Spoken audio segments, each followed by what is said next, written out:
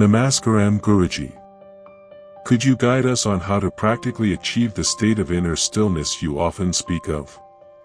And how does this stillness impact our daily life, especially our understanding of the transient nature of life and our existence? All that moves will anyway be brought to a stop, but that which is still is for always. No moment in the existence is perpetual. Certain things may be on for a long time, but never perpetual. All that moves is bound to exhaust itself, but that which is still is for always. What's being propagated, or what's being termed as meditation, is essentially to move towards that stillness, to become like the core of existence. It is not that you have to strive to become like that. If you learn to penetrate, it is like that. It is not something that you do, because doing is moment. It is something that you fall back into, because it's from that stillness that moment has originated. It is from that stillness that the surface is movement. On the surface there are many kinds of actions, many kinds of colors, many kinds of reverberance. Not against it. All that you call as life, all that you generally know as life, is the surface reverberance.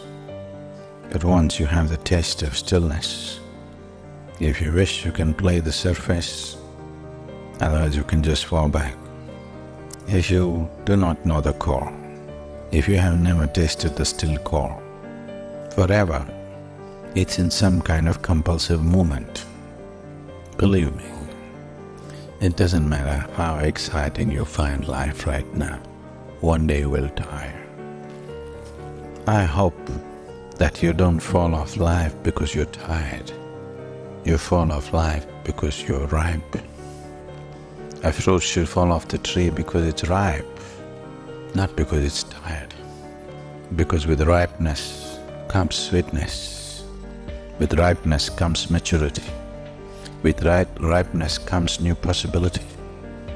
If you're tired and fall off, it's not the right way to fall off from life. So meditation is not an option. Meditation is not a fanciful endeavor in one's life. If you do not know how to be still, you can only be ill. There is no other way. You may have different names for your illness. Do you know, in 17th century, it was fashionable in England to have tuberculosis. Really?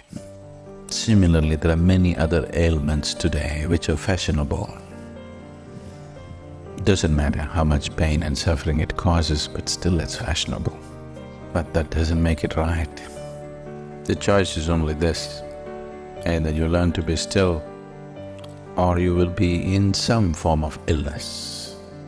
A man is ill only because he does not know how to be still. If he knew how to be still, even if the body is rotting, he will not be ill. So this is not a fanciful option that one takes. If one looks at life and life process closely enough, diving deeper into it is a natural process. Touching the core of it is the success. If failure is the ideal of life, if failure is fashion, better not walk the ramp, not worth it. Because everything, just everything, even a little ant is trying to be successful in his life. It's the understanding of success. There is no human being who is looking for failure. One is successful only when he finds full expression to all that he is, and that will never ever happen without one becoming meditative. When I say meditative, I'm not necessarily talking about an organized, instructed meditation process, but one has to become meditative, otherwise he will never know the nature of his existence. If you do not even know the nature of who you are, finding full expression to that is just out of question.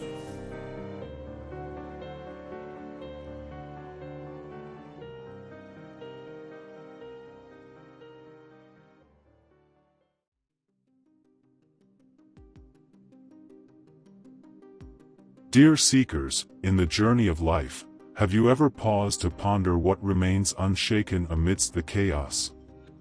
What is it that remains unchanged within you as the seasons of your life ebb and flow? And most importantly, how often do you connect with that still core of your being? The still core of your being, it is a concept profound and elusive, yet so intrinsic to our existence.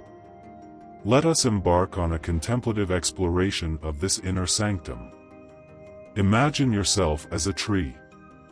Your thoughts, emotions, and experiences are like the leaves, branches, and flowers, constantly changing, growing, and withering away. But what about your trunk, your core? It stands resilient, unswayed by the gusts of life's winds. This core is the essence of your being, a place of absolute stillness and peace, unaffected by the external tumult. Now, consider the incessant chatter of the mind, the worries about the future, the regrets of the past. Amidst this noise, the still core is like a silent observer, witnessing without judgment. It is in this quietude that wisdom and understanding flourish. By connecting with this core, you open the door to profound self-awareness and clarity.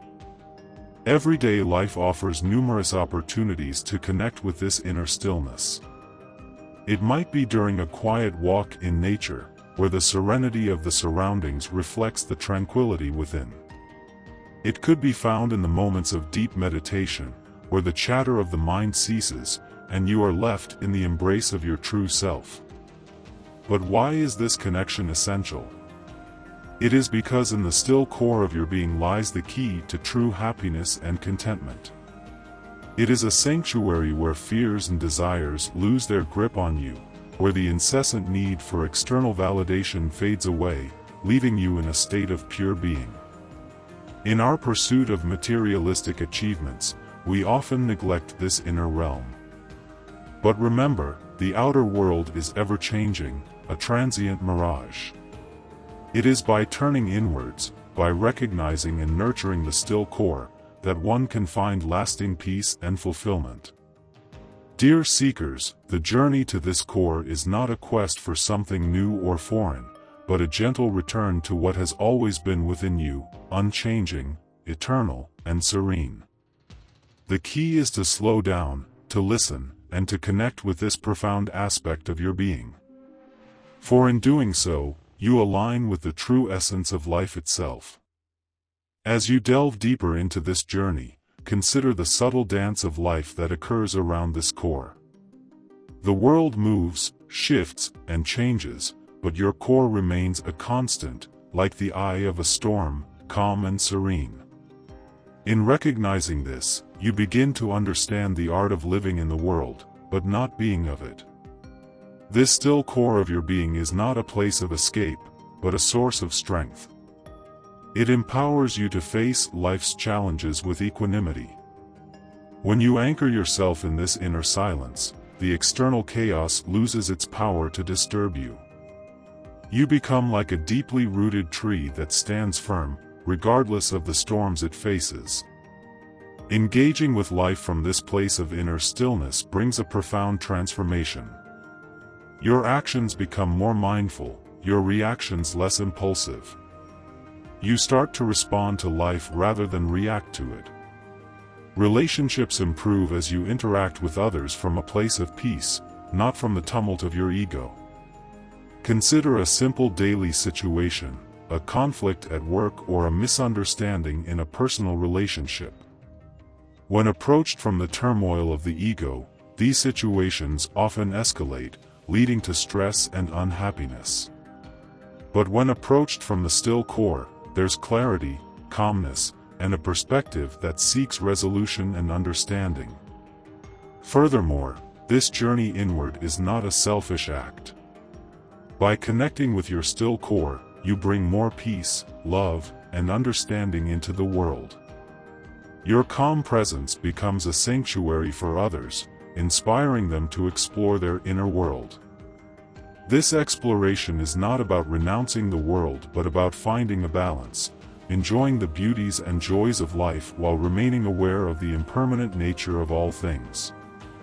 This awareness doesn't diminish the joy of life, it adds a depth of appreciation and gratitude.